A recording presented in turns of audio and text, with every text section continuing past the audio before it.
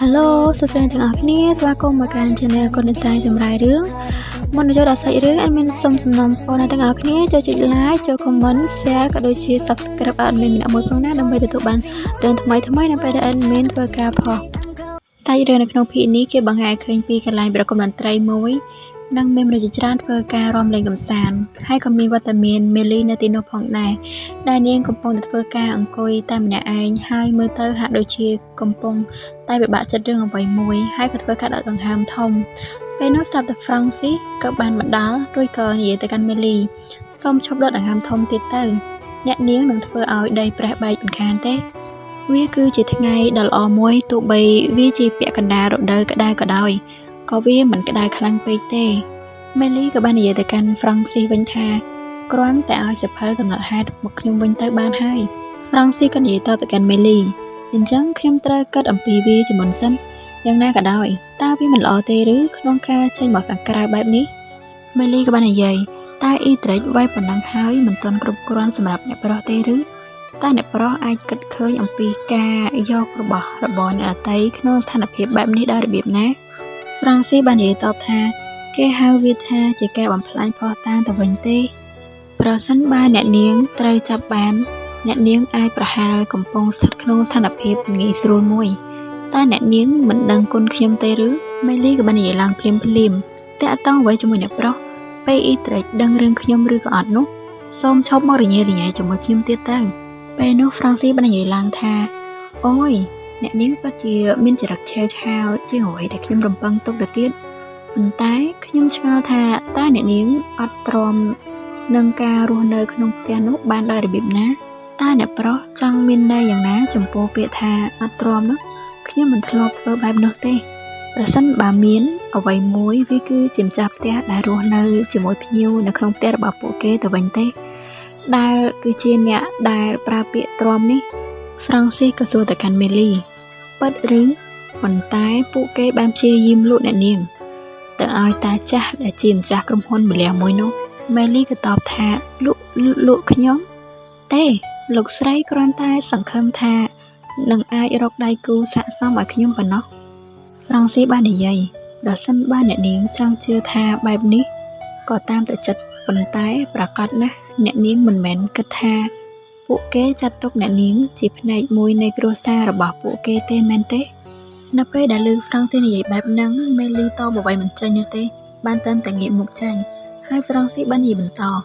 អ្នកនាងហើយនឹងខ្ញុំស្រដៀងគ្នាណាស់ប្រហែលជាទីកន្លែងបែបនេះស័ក្តិសមនឹងពួកយើងជាងវិមានដ៏ធំល្វឹងល្វើយនិងត្រជាក់មួយនោះ Melly ក៏បាននិយាយទៅកាន់ Francis វិញថា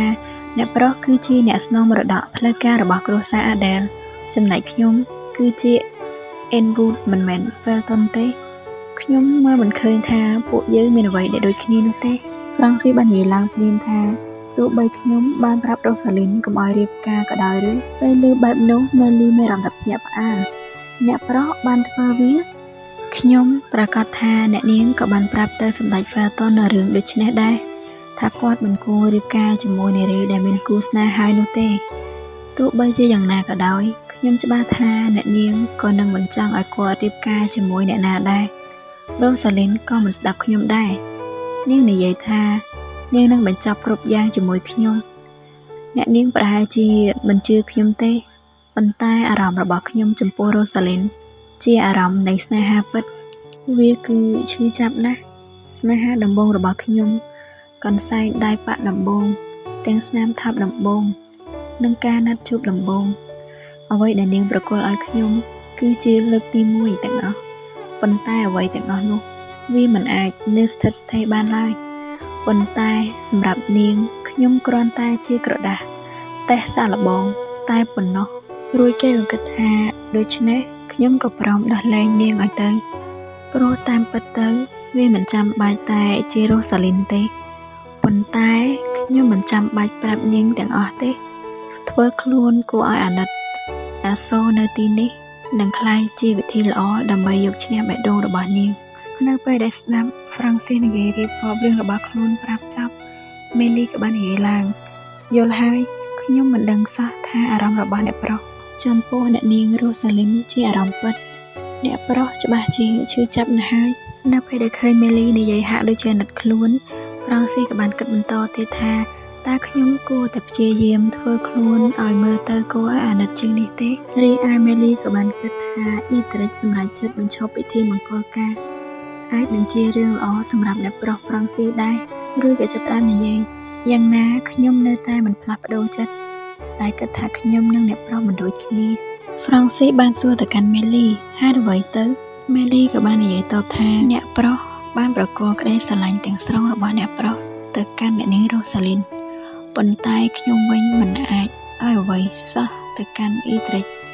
ខ្ញុំកំពុងព្យាយាមនិយាយថាអ្នកប្រុសគឺជាមនុស្សដែលគួរឲ្យកោតសរសើរណាស់ដូច្នេះសូមធ្វើការប្រកល់អារម្មណ៍នៃការចូលចិត្តរបស់អ្នកប្រុសទៅកាន់អ្នកណាម្នាក់ដែលស័ក្តិសមនៅពេលដែលឃើញមេលីនិយាយសរសើរនិងលើកទឹកចិត្តខ្លួនបែបនេះធ្វើឲ្យហ្វ្រង់ស៊ីក៏ញញឹមឡើងរួចក៏និយាយតើនោះមានន័យថាអ្នកនាងគិតថាខ្ញុំជាមនុស្សល្អមែនទេមេលីក៏បាននិយាយទៅកាន់ហ្វ្រង់ស៊ីវិញខ្ញុំនឹងគិតបែបនោះប្រសិនបើអ្នកប្រុសសោះសិភៅកំណត់ហេតុមកឲ្យខ្ញុំវិញហ្វ្រង់ស៊ីក៏បានសើចហើយគិតក្នុងចិត្តខ្ញុំចង់ដឹងណាស់ថានេះជាអារម្មណ៍អ្វីដែរទៅរំភើបរីករាយ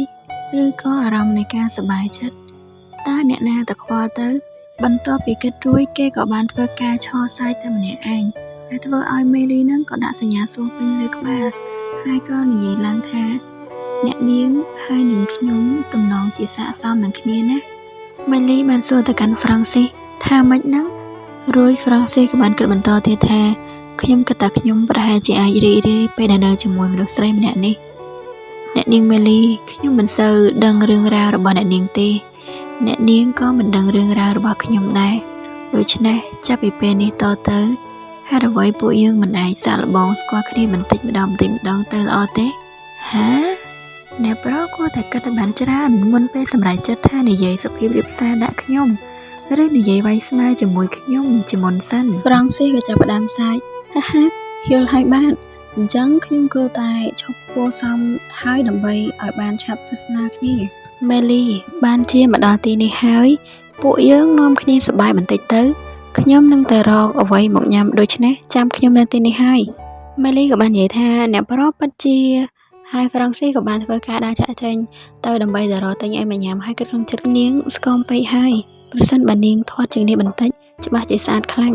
ខ្ញុំនឹងរកអ្វីឲ្យនាងញ៉ាំឲ្យបានច្រើន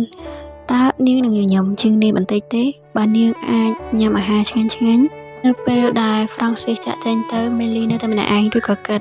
ខ្ញុំពិតជាមិនយល់ទេថាហេតុអ្វីបានជាអ្នកប្រុសហ្វ្រង់ស៊ីនៅតែធ្វើបែបនេះចំពោះខ្ញុំខ្ញុំពិតជាមិនយល់ពីគំនិតរបស់ពួកអបិជនឡើយតើកន្លែងបែបនេះស័ក្តិសមជាមួយខ្ញុំជាងឬវាមានសម្លេងរំខានបន្តិចប៉ុន្តែជីវិតនៅទីនេះមានភាពរស់រវើកហើយជីវិតមានភាពកក់ក្ដៅនិងមានភាពស្មើគ្នាស្រាប់តែពេលនោះមានសម្លេងមួយបានឮឡើងមេលីហើយមេលីក៏បានធ្វើការងាកទៅមើលឬក៏និយាយថាអូមកវិញលឿនម្ល៉េះនៅពេលដែលងាកទៅមើលឃើញថានោះមិនមែនជាហ្វ្រង់ស៊ីទេគឺជាតួឯកប្រុសរបស់យើងគឺជាអ៊ីត្រិចក៏បានសួរទៅកាន់មេលីថាតើអូនមកធ្វើអ្វីនៅទីនេះហើយសេរីរឿងរបស់យើងក៏សូមស្ដាប់ត្រឹមហ្នឹងសូមទាំងអស់គ្នារងចាំទស្សនាពីបន្តអរគុណអ្នកទាំងអស់គ្នាដែលបានធ្វើការតាមដានទស្សនាហើយពេលនេះផងដែរ admin ក៏សូមធ្វើការអរគុណសូមគោរពលាបាយបាយ